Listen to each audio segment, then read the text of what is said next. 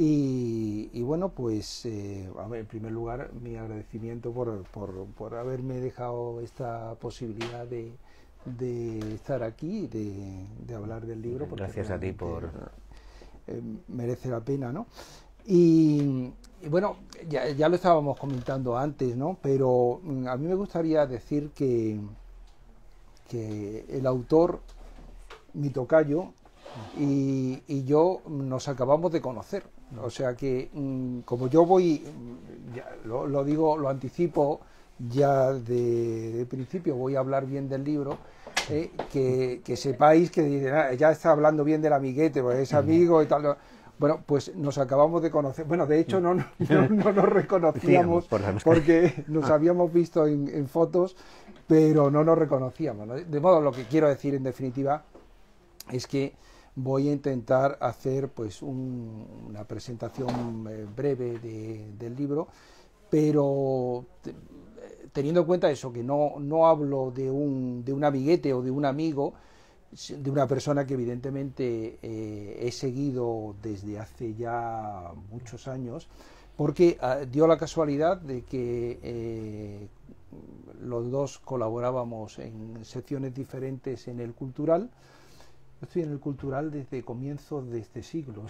Sí, bueno, yo en el 2000 empecé... O sea, tú empezaste antes que sí. yo. Y bueno, pues yo lo he seguido. Él abarcaba el campo de la literatura, yo el campo de la historia, aunque también soy filósofo. Y bueno, pues digamos que hemos seguido esa colaboración paralela, pero sin llegar nunca a encontrarnos, como las paralelas que nunca llegan a encontrarse. Y después resulta que aquí está Álvaro, que es el director de Revista de Libros, que también nos dio la posibilidad de colaborar ahí, que además es un tipo de colaboración crítica para mí bastante más satisfactoria, en el sentido, aunque nada más que sea porque puede uno explayarse y contar las cosas de una manera, digamos, sin esa tasación que se hace en el papel impreso. Y bueno, pues seguimos así, cada uno en su nivel, y tampoco nos encontramos, ¿no? De modo que mi conocimiento de Rafael Narbona es básicamente por lo que le he ido leyendo en un sitio o en otro, y después en otras partes, porque también ha ido publicando, porque no descubro nada diciendo que es un autor prolífico, no, lo siguiente de prolífico, porque a mí me da una envidia tremenda, porque digo, ¿cómo este hombre saca tiempo? Supongo que a base de trabajo, pero la verdad es que el trabajo le cunde además, porque es que es obvio que le dedica muchas horas, pero esas horas le dan un gran resultado, ¿no? Y gran parte de lo que está aquí en este libro, pues yo tengo que decir que lo conocía, porque como le había seguido en Entre Clásicos, que es su sección, su blog en el Cultural, pues la verdad es que ya, de hecho, yo lo primero que hago cuando me mandan en el Cultural esa especie de sinopsis de la semana y tal, yo entro y pincho, uno de los que pincho siempre es a ver qué trata. Y normalmente, no digo que siempre me interese, porque a veces hay autores o tal, bueno, por más que diga cosas, tal, pues no me interesa, ¿no? Pero la verdad es que en un 80 o un 90% de veces entro porque realmente me interesa, porque lo curioso del caso, aunque no me interese el autor, me interesa lo que Rafael diga del autor. Eso es una cosa que también se pone de manifiesto aquí. Por ejemplo, no voy a silenciar, no voy a negar que no coincido con él en el amor por los cómics, pero dice cosas que realmente que son interesantes y que te llevan a plantearte, pues realmente, hombre, tanto como que yo lea Tintín, yo creo que te pierdes una gran cosa, vamos. No voy a pero realmente es interesante el tipo de análisis que hace, ¿no? Aquí en este libro, en El coleccionista de asombros, a mí me gustaría detenerme para empezar en el propio título. Yo no es que sea muy mitómano, pero soy un poco fetichista de los títulos. Realmente los títulos me atraen por lo que significan, por lo que quiere decir el autor, por lo que quiere expresar el autor, ¿no? A mí lo del coleccionista de asombro, ya sé que es un verso, ¿no? Es una expresión de Francisco Javier Irazoqui, ¿no? Pero es que le cuadra tan bien al libro, porque realmente yo diría que incluso en una dualidad, ¿no? Porque, como ustedes saben, o como vosotros sabéis, por hablar de tú, decía Aristóteles que la admiración, que se podía traducir también el asombro, era el comienzo de la filosofía. Toda actitud filosófica empezaba por el asombro. Y yo creo que es también un buen inicio para aproximarse a un texto literario. Es decir, realmente el asombro, es decir, la capacidad de asombrarse, digamos, la capacidad para dejarse seducir por un autor, es algo que los que estamos en esta tarea sabemos que según van pasando los años resulta cada vez más difícil. Para experiencia que me vas a contar que ya no sepa, ¿no? Pero el preservar, el mantener hasta cierto punto esa capacidad de asombro cuando se abre un libro, a mí me parece fascinante y me parece fundamental. Y yo creo que lo tiene Rafael en grado máximo, porque él aborda a los autores y aborda las novelas o los relatos, la poesía, da igual lo que sea, como si fuera el primero que lo hiciese. Es decir, prescinde de todo el aparato erudito, aunque se nota una gran erudición, pero tengo que decir a su favor que no es el tipo de erudición plumbea de tipo universitario que te dan la vara, que te da para demostrar lo que el crítico sabe, todo lo que sabe. Mira, te lo voy a demostrar. Él utiliza esa erudición al servicio del autor o al servicio incluso del lector. Es decir, ponerle las cosas lo más fáciles posibles al lector para que pueda penetrar en el texto en cuestión, que es lo verdaderamente importante. Por eso decía, hay una dualidad, el asombro del autor, en este caso, el asombro del crítico, pero el asombro de quien lee el libro, porque se da cuenta del gran conocimiento que tiene, la gran preparación de Rafael cuando aborda cualquier autor o cualquier texto. Voy a contar algunos secretos.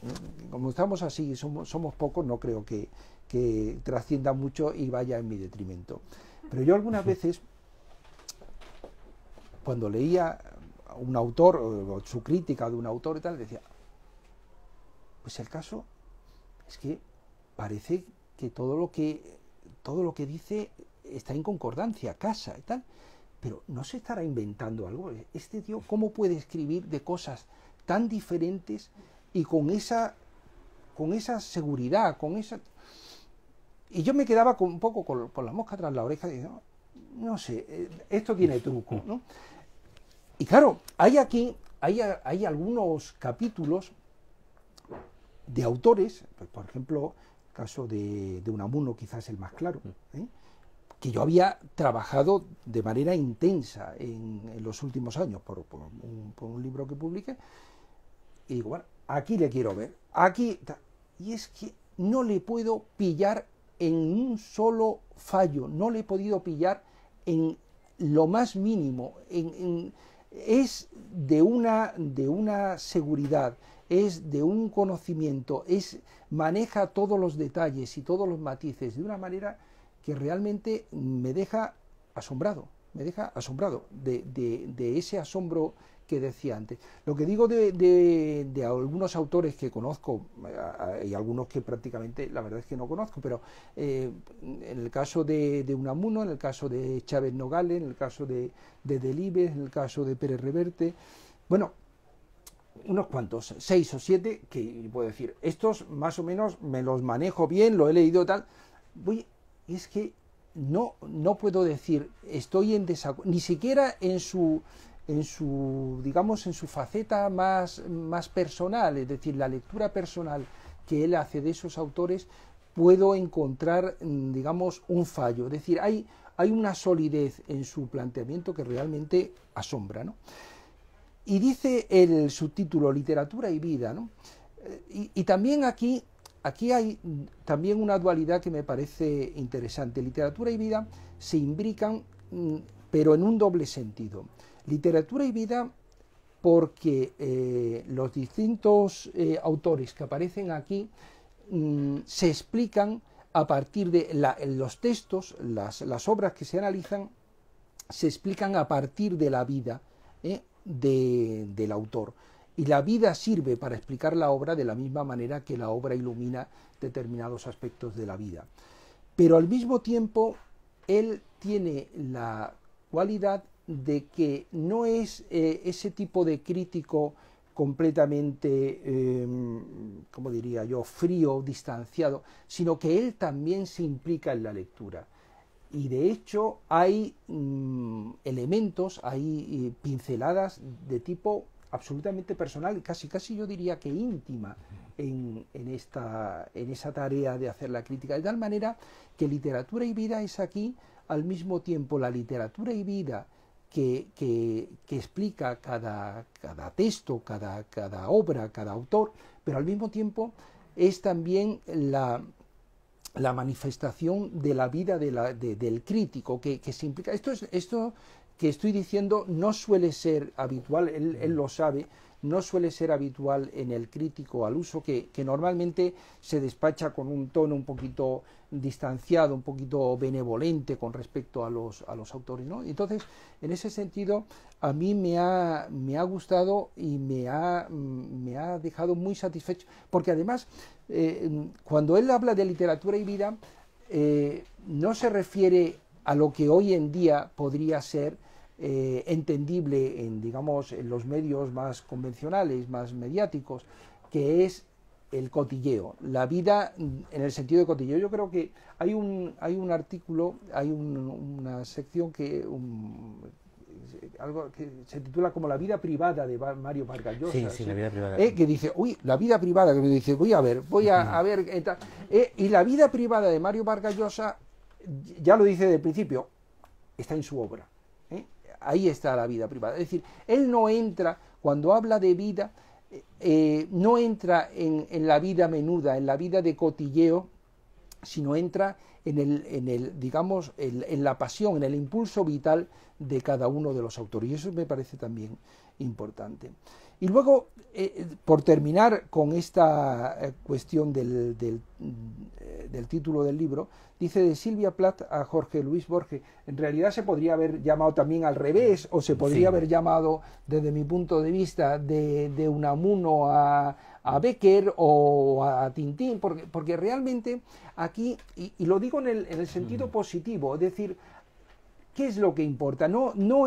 Aquí no hay una mente, digamos, cuadriculada que dice, no, esto tiene que ir uno detrás de otro, en orden cronológico, en orden temático, en orden de nacionalidad. No, es una actitud mucho más suelta, más como de grandes pinceladas, es decir, ahora me apetece aquí, ahora me apetece allá, y entonces el lector, si sigue el orden del libro, que yo lo recomiendo, se deja llevar como si fuera las olas del mar.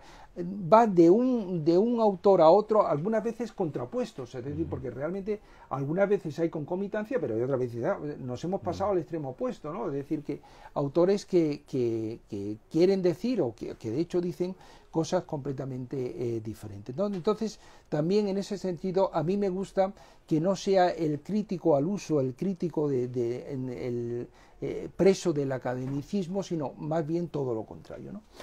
Y luego, tampoco me quiero extender mucho porque el protagonista es él y yo quiero que sea él el que diga las cosas fundamentales. Hay allí, él dedica una serie de reflexiones sobre los clásicos, ¿no? Porque, claro, si uno lee sin más el prólogo que él hace acerca de los clásicos, uno diría, bueno, pues aquí van a hablar de Shakespeare, de Cervantes, de Quevedo, y realmente estos clásicos que aparecen aquí son casi todos ellos autores pues del siglo XIX, del siglo XX, sí, ¿no? No hay, sí. Creo que no hay ningún autor... establecimos ese límite temporal. Efectivamente, creo, pues yo no lo había visto así de tal, pero me había parecido que no había ningún autor anterior al siglo XIX, ¿no? Entonces, son clásicos contemporáneos, ¿no? Son clásicos que algunos de ellos, pues quizás quedan tan cercanos a nosotros que algunos dirán, bueno, esto de clásico, bueno, pero a mí me parece bien que bueno, pues que él dé cabida, pues, y además con mucha gracia, a Javier Marías, que lo trata con una falta de, por un lado, con una falta de respeto, ¿no? Pero por otro lado, con una empatía muy simpática, ¿no? Que está muy bien.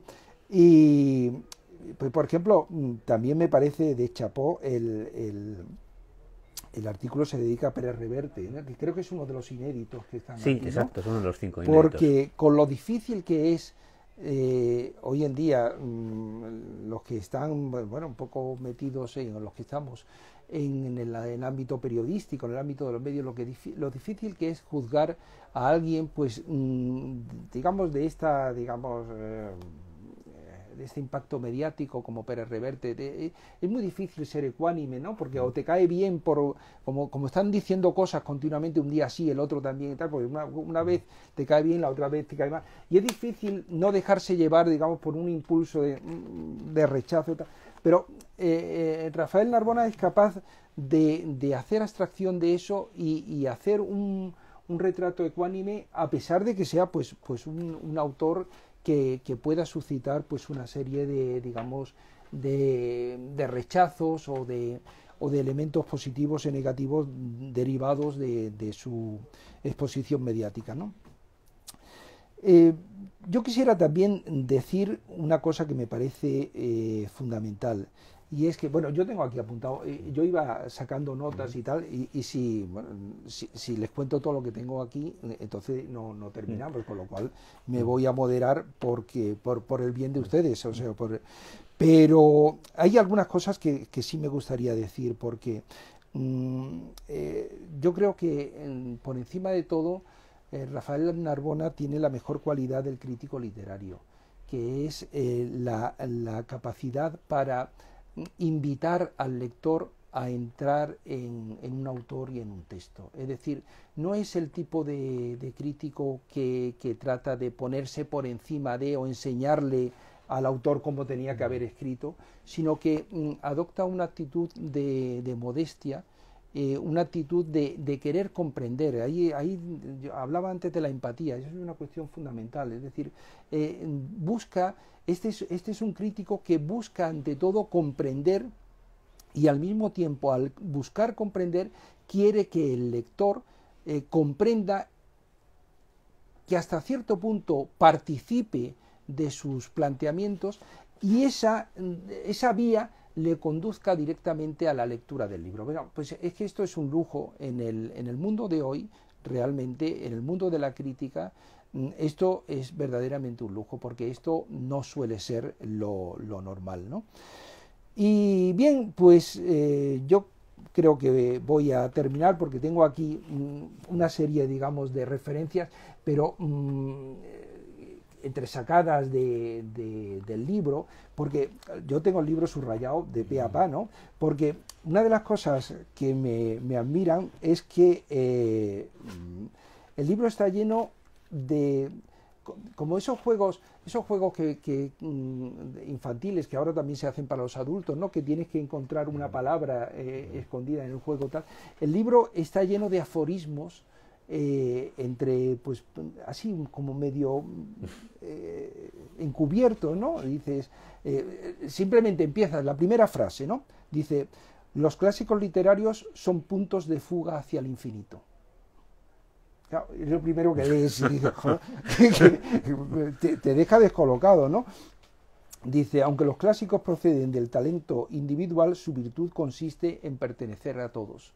O sea, son pildoretazos que te van poniendo un poquito digamos, en cuestión. Hay algunos que son verdaderamente geniales. Yo casi te diría que de aquí habría que ir entresacando y se podría hacer un libro de aforismos, ¿no? Y bueno, ya termino. Entonces, como digo, realmente se trata de un libro espléndido. Voy a terminar con una nota un poquito frívola. Sinceramente, pues yo vengo de pasar una semana de vacaciones. He venido en avión, pero vengo de pasar una semana de vacaciones. Y he pasado la semana de vacaciones con el libro. Entonces, lo digo porque si vosotros tenéis la dicha, la posibilidad o la suerte de tener también la semana de vacaciones, pues la verdad que os recomiendo que os llevéis el libro, porque realmente no es que no se pierda el tiempo, es que se disfruta. Y si no tenéis vacaciones, pues con mayor motivo, viene una ola de calor, por lo menos para aliviarla en la medida de lo posible. Pues nada más, ya dejo la palabra. Muchas gracias.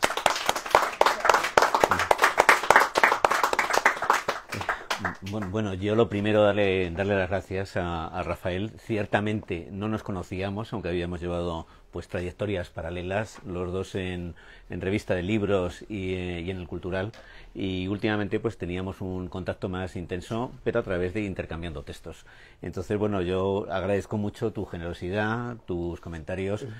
No intentaba faltarle el respeto a Javier Marías, sino que en el texto, a mí es que Javier Marías siempre me ha recordado a Cary Grant en Sospecha, cuando no se sabe si está envenenando a su mujer y le lleva un vaso de leche y realmente ese vaso de leche tiene un veneno, o por el contrario es que está preocupado por su salud, ¿no? Me parece un personaje como muy inquietante y con una personalidad pues llena de paradojas. Este libro pues nace de mi trabajo en el cultural, en el blog Entre Clásicos, que apareció en el año 2015. Yo hasta el año 2015 fundamentalmente había hecho reseñas, y a mí las reseñas se me quedaban siempre muy cortas. Tenía la suerte de escribir en revista de libros, donde se apuesta por un periodismo más serio, donde hay pues unos desarrollos más extensos, donde hay la posibilidad de analizar las obras con más detenimiento. En el cultural también hay artículos largos, pero también hay muchos que son simples notas, ¿no? Y eso te deja siempre, por lo menos me deja a mí, con un punto de insatisfacción. Muchas obras apenas podía comentar 3 o 4 aspectos de ellas. Cuando surgió los blogs, yo dije, bueno, esta es la mía, aquí no hay límite, aunque en un principio me impusieron un límite de unas 1.200 palabras. Yo enseguida lo desbordé y acabé escribiendo textos de 2.000, de 3.000, de 4.000 palabras, que en un principio suscitaron un poco de perplejidad, porque supuestamente el lector a partir de las 800 palabras ya se fatiga y tiende a abandonar la lectura.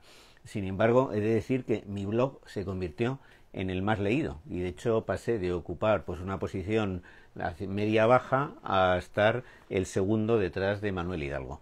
Y normalmente se ven en las redes sociales, suelen ser los textos que tienen más retweets, más me gustas. Incluso yo he marcado algunos récords dentro del cultural, en concreto el artículo dedicado a Albert Camus y el COVID, que a mí no es que me pareciera de los mejores que he escrito, pero al parecer pues se adaptaba bastante al momento que estábamos viviendo, y llegó a tener en Facebook llegó a tener 15.000 me gustas y se convirtió 5.000 veces, ¿no? Y yo creo que esto lo que demuestra no es, bueno, mi trabajo yo lo hago con el máximo rigor, es que hay un lector que está todavía pendiente del periodismo de calidad, que echa de menos pues textos donde se ve trabajo, esfuerzo, y que no se queda satisfecho simplemente con una nota, con una reseña de 600, 700 palabras, donde es posible decir muy pocas cosas. Entonces yo creo que a mí me dio un poco de lástima cuando Lola me dijo que ya no leía los blogs, que solamente leía el papel, cuando el papel cada vez va desempeñando un papel más residual, más marginal, ¿no? Yo creo que hasta tiende casi en algunos Zenda, pues no aparece en papel, revista de libros tampoco aparece en papel, no sé cuánto tiempo seguirá apareciendo en papel el cultural, creo, pero en la revista me han dicho que bueno, que la tendencia es a que el espacio digital desplace al papel. Y el espacio digital lo que no tiene es un límite físico. Y se ve que hay un tipo de lector que todavía pues demanda textos largos y que le gusta pues el ensayo. Y yo creo que eso es muy importante, y mi libro es una apuesta por esa clase de periodismo, ¿no? Que yo creo que es un periodismo esencial. Yo recuerdo con nostalgia cuando El País en los años 80 sacaba de repente un suplemento dedicado a Junger, y eran 15, 20 páginas, ¿no? Con unos textos muy largos. eso ahora mismo prácticamente ha desaparecido, ¿no? Y yo me resisto a creer que el periodismo de calidad pues no tenga futuro en este país, ¿no? Que vayamos hacia la nota irrelevante. En cuanto al cómic, yo decirle a Rafael que por favor que se lea Tintín, que yo creo que a mí Tintín me acompaña desde que tengo uso de razón. Ha sido uno de mis amigos más fieles, y especialmente el Capitán Haddock, que yo creo que es imposible no simpatizar con él. Y yo creo que bueno, el cómic también es una forma de literatura. Ahora está muy de moda la novela gráfica, y ya pues por ejemplo a Rafael, aunque creo que es profesor de filosofía, ha escrito muchos fundamentalmente de historia. Sí. Por ejemplo, en El Loto Azul, Tintín pues habla del incidente de Mukden, que es el que sirvió de pretexto para la invasión de Manchuria. Y entonces, bueno, pues realmente Tintín no es simplemente un entretenimiento para niños y adolescentes, sino que es todo un universo que sigue seduciendo a los adultos. Yo he incluido también al Capitán Trueno, que es uno de los... Todos los que tenemos alrededor de 60 años, pues yo creo que comprábamos el Trueno color y el Jabato todas las semanas. No, eres un poco raro, ¿no? Sí, sí, sí. Porque lo normal era Trueno, Jabato, ¿no? Mortadelo y Filemón, que es lo que se leía. Y ya pues a un nivel más avanzado pues ya se empezaba con Tintín, ¿no? Que era algo, o El Príncipe Valiente, ¿no? Del cual me hubiera gustado, pues no llegué a hablar, sí lo hice de corto maltés. Y bueno, pues yo agradecer pues una editorial que se haya interesado por estos textos. Hay que decir que bueno, todos los textos están revisados, hay 5 inéditos, y luego bueno, escribí un prólogo yo creo muy agradable Eugenio Fuentes, mi amigo Eugenio Fuentes, que es novelista se publica en Tusquet, e incluso me puso una nota de cortesía Fernando Aramburu en la contraportada. Y entonces, bueno, pues esto es un libro con un propósito muy humilde. Si, como dice Rafael, te ayuda a que pues pases una semana de verano un poquito más entretenida y más agradable, el secreto de los textos, cuando decía que incluso que en Unamuno había ido a pillarme a ver si encontraba alguna incongruencia, yo llevo una vida de monje benedictino, ¿no? Trabajando 10-12 horas al día. Entonces, yo incluso hace unos años tuve una depresión terrible que arrasó con 10 años de mi vida, ¿no? Que son prácticamente 10 años perdidos. Probé de todo, fui a psiquiatras, psicólogos, medicación.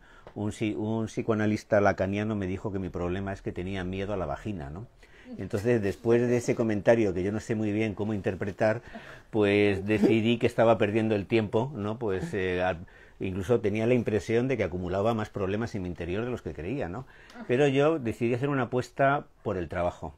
Decidí pues cambiar un poco de estilo de vida, ser implacable conmigo mismo, imponerme una disciplina con unos horarios, y ahora mismo no sé si, desde luego no creo que sea el mejor periodista, pero sí creo que soy el más prolífico. Publico una media de 15-20 artículos al mes, ¿no? Pues esto, si salen páginas, a veces sería, pues yo calculo que he escrito unas 5.000 páginas en artículos en los últimos 20 años. También es cierto que no tengo la impresión de estar trabajando, sino de hacer pues algo que me gusta. Y yo creo que podemos hablar un poquito, sí, y luego sí. yo lo que sí quiero, aprovechando que está Álvaro, que es una gran figura del periodismo en España y que ha hecho un trabajo espléndido por la cultura, es hacer un elogio de publicaciones como Revista de Libros, que durante muchísimos años han aportado un periodismo de muchísima calidad, de muchísimo rigor, que tiene un fondo de 15.000 artículos, algunos ensayos espléndidos. Y yo lo que me daría una tristeza enorme es que este tipo de publicaciones desaparecieran. Todas están teniendo problemas de financiación, ¿no? Falta incluso muchas, o no se pagan los colaboradores a veces, o pues la periodicidad es muy irregular. Pero yo creo que todos perderíamos mucho si una publicación como Revista de Libros, por ejemplo, desapareciera, ¿no? Yo estoy muy agradecido, Álvaro me acogió en sus páginas en el año 2000, me ha publicado más de 300 textos. Y por cierto fue mi profesor de lógica, me puso la nota más baja que tengo en la carrera, me puso un 6 en uno de los parciales, y yo llamé, él entonces hacía algo que me parece una imprudencia, que era dar el número de su casa en clase, o sea, algo que no haría ahora ningún profesor, yo lo he sido, pero yo llamé a su casa enfadadísimo, porque tenía un 6, y hablé con su padre, el pintor Álvaro Delgado, y la verdad que me demostró tener un increíble sentido del humor. Tuvimos una conversación que merecía haberse grabado y haber aparecido en una comedia de Billy Wilder. Era un socio, ¿no? Sí, fundamentalmente por el padre de Álvaro, ¿no?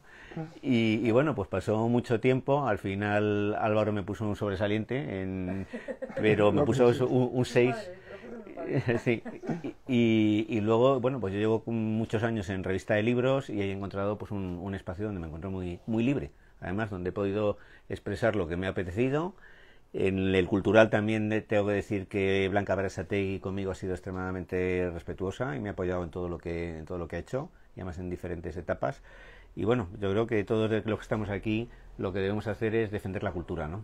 Defender las librerías, defender el libro, defender las revistas, y porque bueno, yo creo que a fin de cuentas la calidad democrática de un país depende de su cultura. Rafael, hablamos un poquito. Sí, yo creo que sí, porque yo creo que ha sido excesivamente modesto, ¿no? en el planteamiento, porque aunque solo fuera por el contexto en el que estamos y en el que nos movemos, en el que vivimos todos, nosotros más, nosotros desde una acera y quizás los lectores desde otra y tal, tendrías que reconocer que lo que yo he dicho antes de Rara Avis es que no es una exageración, es que es la realidad. Es decir, tú no encuentras ahora mismo un crítico literario como tú, yo no lo encuentro. Es decir, a lo mejor no sé si en alguna publicación de provincias de las que yo no leo y tal, a lo mejor hay alguno, queda alguno tal, pero yo no encuentro a alguien que tenga los conocimientos que tú tienes, la dedicación que tú entregas a cada texto. Es decir, porque estabas hablando del trabajo, pero no es ya solamente el trabajo, porque hay gente que sí, que trabaja o que dice que trabaja, pero desde luego no le luce. Y a ti te rinde, pero bueno, ya lo acabas de decir ahora mismo, ¿no? Es decir, pero ese rendimiento además está, digamos, enriquecido por tu propia actitud, por tu amor a la cultura, por tu amor a los textos, por tu amor a los libros, a los autores, de tal manera que tú no estás tratando de encontrar un hueco para ti mismo, de decir, yo soy el mejor como he oído yo soy el mejor crítico literario, tal. Es que miras a todos los demás. Entonces, eso que te estaba diciendo, es decir, que realmente vivimos en un contexto ya de por sí en el que la cultura en este aspecto está retrocediendo, y nosotros mismos, yo me encuentro algunas veces como en retirada, es decir, que yo miro alrededor y digo, es que yo no veo a nadie que realmente se tome las cosas con el interés, con las ganas, y que después en ese aspecto tú has puesto el dedo en la llaga. Hemos tenido la suerte, por ejemplo, de encontrar un acomodo en revista de libros que Álvaro, pues desde el principio, yo me acuerdo hablando con Álvaro diciendo, yo mismo que le decía, ¿y eso quién lo va a leer? Y dice, no, es que hay muchos lectores de texto largo que quieren más, que quieren. Bueno, y tenía razón. Yo mismo no estaba seguro de eso, pero tenía razón. Y lo que tú has dicho del cultural, en el cultural, hombre, ha hecho una labor importante, pero te deja muy restringido. Tú has encontrado en el blog la posibilidad de expandirte. Pero en definitiva, lo que quiero decirte es que esa labor que tú estás haciendo, o que en la medida de lo posible queremos hacer los que estamos aquí en este lado de la trinchera, realmente es una labor que cada vez, yo me encuentro cada vez más aislado, sinceramente. Sí. Eso es un poco la impresión que yo tengo. Bueno, yo como el aislamiento es mi estilo de vida, sí, pues sí. Esto lo digo porque yo tengo muy poco contacto con el mundo de la cultura. Yo vivo en las afueras de un pueblo que se llama Coveña, y mis días son todos exactos. Me dedico toda la mañana a leer, toda la tarde a escribir, y por las noches veo una película, y así un día detrás de otro, y todo lo que altera esa rutina me molesta. O sea, yo reconozco que cada vez me cuesta más trabajo salir al mundo exterior, ¿no? Y que el mundo exterior cada día me concita menos interés, ¿no? Yo me gusta que me visiten, que vengan a casa, y la verdad es que yo pienso que, bueno, sí ha habido grandes críticos y que todavía están vivos. Pienso, por ejemplo, en José Carlos Mainer, es un excelente crítico. Sí. O, bueno, la labor que hizo en su momento Ricardo Bullón. También tenemos por ahí todavía a Francisco Rico, ¿no? Tal vez lo que diferencia en mi caso es que yo toco muchos temas, que no me he especializado en nada, como por ejemplo Ricardo Senabre tenía un gran conocimiento de Baltasar Gracián, ¿no? Entonces cuando escribía sobre Gracián decía unas cosas verdaderamente... Sí. En cambio, pues bueno, yo mi libro anterior fue un libro sobre la mística que tengo aquí aquí a mi editor, que es Carlos Javier, en Taugenit, que es una editorial que yo creo que está haciendo un gran trabajo, y soy capaz de salto de San Juan a Tintín, a Corto Maltés, también he escrito sobre música clásica, sobre pintura, y yo creo que el que tiene sensibilidad le interesa todo, ¿no? Sí, pero has citado a Mainer, a Rico, tal, pero ¿cuánto escriben ahora mismo ellos? ¿Cuánto escriben? Están prácticamente retirados ya. Totalmente. O sea, yo vamos, en cuanto encuentro una crítica de Mainer, diga lo que diga, yo voy a ella, yo me tiro, porque por el, pero precisamente por eso, porque es la excepción que confirma la regla, ¿no? Sí. Yo encuentro que ahora mismo el propio medio o los propios medios no son proclives a dejarte que te puedas expandir en ese aspecto, a excepción hecha de revista de libros. ¿Y qué más? Sí, hombre, ahí por ahí está Letras Libres, hace una mala labor, hay algunos artículos en Zenda que tampoco están mal, en fin. Pero yo creo que no sé si el problema es que se está perdiendo el interés por la cultura. Aquí hay una de las librerías más importantes de Madrid, una gran tradición, y yo no sé hasta qué punto pues sigue existiendo interés por la cultura, porque yo por el propio estilo de vida que llevo de aislamiento, pues no me entero muy bien de lo que sucede en el mundo exterior, ¿no? Sí que lo hay. Pero sí, Lo sigue habiendo. lo sigue habiendo, ¿no?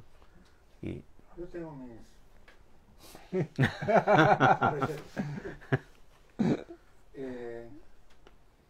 he quitado la máscara porque si no, no se me entiende, ¿no? Un momento, perdonad un momento porque no se oye, solamente se oye, como estamos haciéndolo a través de Instagram, los amigos que nos están escuchando solamente os oyen a vosotros con vuestros micros.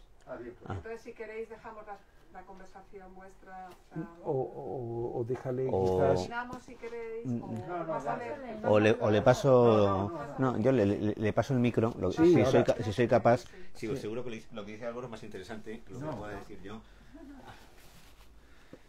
No, yo creo que hay algo que todo autor necesita imperiosamente, y es lectores, no importa que sean muchos, algunos lectores.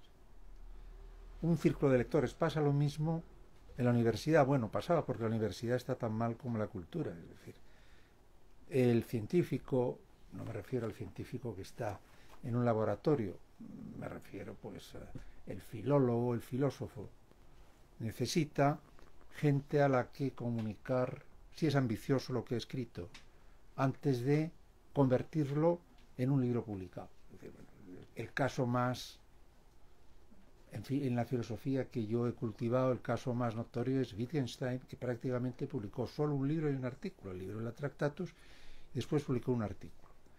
Pero había un círculo de devotos que seguían lo que estaba diciendo, por lo que a pesar de todo pudo trabajar hasta que murió más bien prematuramente.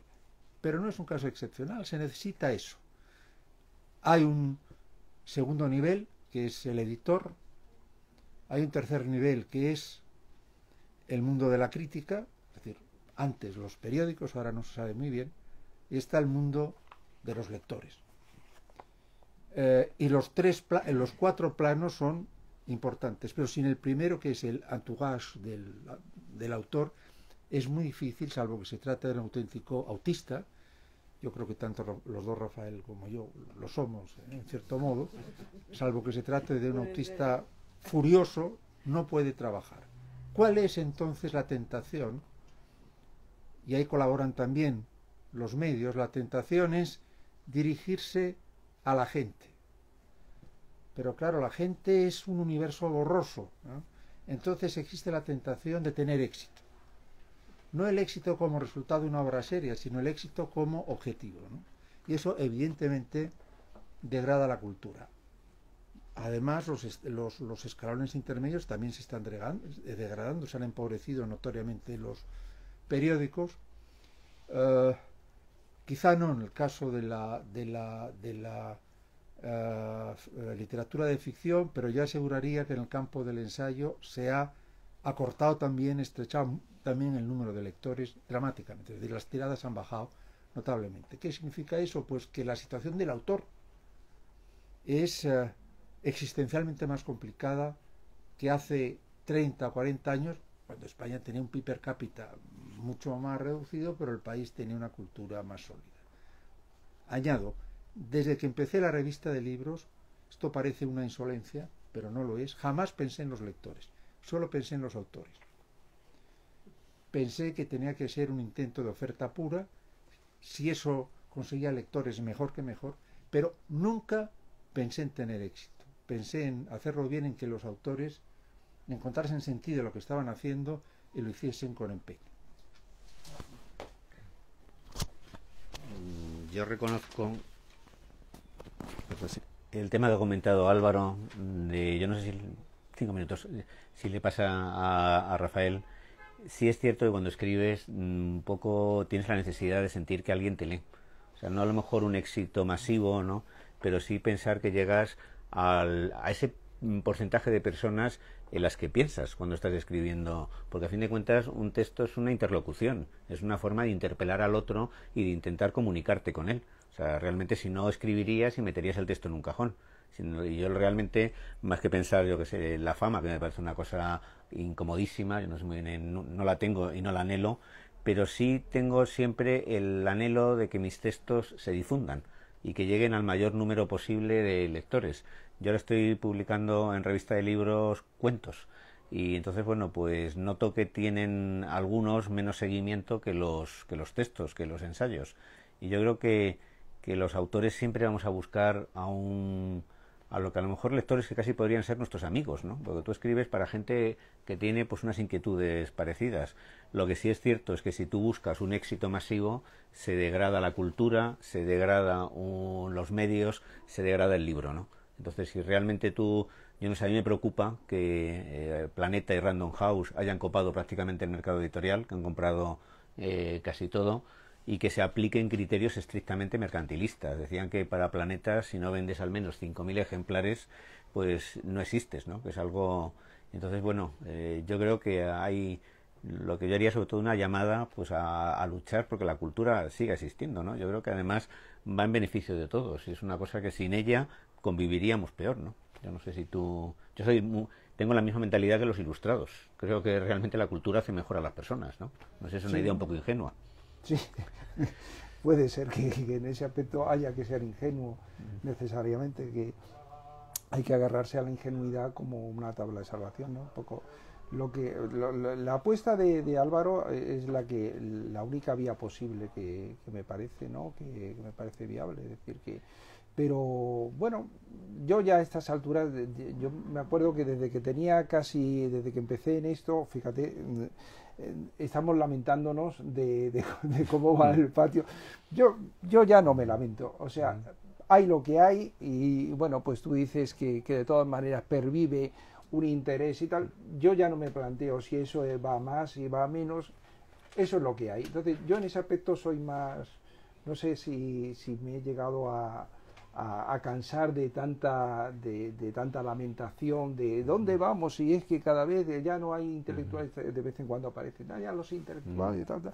Pues mira, hay lo que hay y yo con eso me conformo, o sea que mientras se mantenga pues este pequeño reducto, yo no sé si son muchos, pocos, si va más, si va menos, o mejor dicho, no lo quiero saber, eso es lo que hay y bueno, pues yo lo que sí me alegro es que desapareciera la posibilidad de hacer comentarios en revista de libros, porque, entre otras cosas, a mí me han llegado a acusar de ser agente de la CIA por escribir sobre John Wayne, e incluso, bueno, y luego se dedicaban a colgar publicidad de prostitución en Dubái, en Dubái, que es una cosa terrorífica, ¿no? Sí. Entonces, yo en las redes sociales, en Twitter tengo casi 20.000 seguidores y la verdad es que tengo mucha gente que es muy agradable, que me hace comentarios estupendos y que también son escritores, pero luego sí está el problema de la interpelación de gente sin educación, sin modales, sin cultura, ¿no?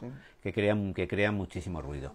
Yo para terminar quiero... un mensaje optimista, Rafa. Un mensaje... Las prostitutas muy corteses, sí.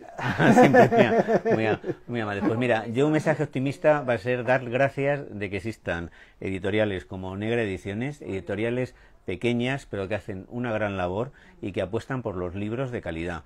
Yo no sé si mi libro vale mucho o poco, pero lo que sí sé es que el trabajo que han hecho César, Paula y Manuel ha sido espléndido Y yo creo que el hecho de que existan pequeñas editoriales que hacen esta labor, a veces de manera casi altruista, porque los beneficios económicos son muy pocos, demuestran pues la vitalidad del sector, de que todavía la cultura está viva. Muchas editoriales pequeñas, y tu libro ha pasado del formato digital al formato papel, ¿no? Sí. Cuando antes me decías, es una pena que no leas los blogs, es que yo estaba esperando el libro. Bueno, pues ahora dentro de 15 días me pasaré a examinarte para comprobar que lo has leído. Haré una batería de preguntas, ¿no?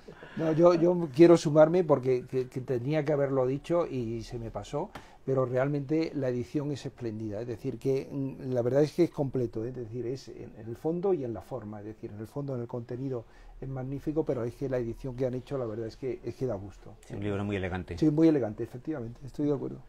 Así que... Bueno, pues muchísimas gracias, un aplauso para los dos. Aplauso para el autor, que es... Gracias a vosotros.